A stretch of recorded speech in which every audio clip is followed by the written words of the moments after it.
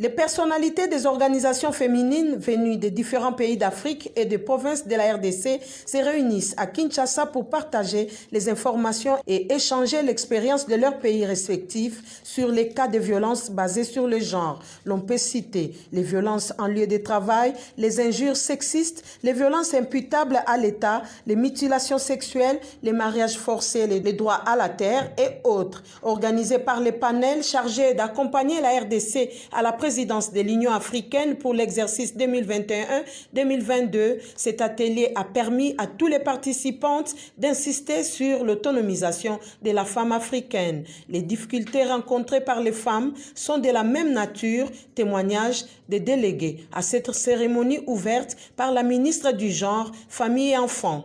Cette formation tombe à point nommé pendant que les pays mettent en œuvre le plan national sur la résolution 1325.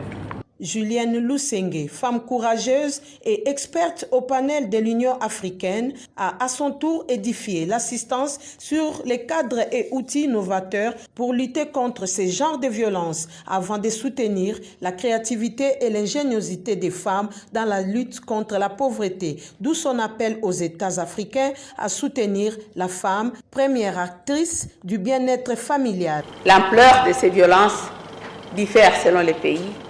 Cette situation a été aggravée ces 20 dernières années par des règlements politiques des conflits armés ou des crises électorales.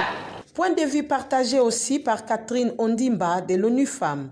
Autre intervenante à prendre la parole, les délégués du Congo-Brazzaville, de la Centrafrique, de Tunisie, de l'Angola, de la RDC, aussi l'experte en genre Faïda Mwangiloa, pour ne citer que celle-là.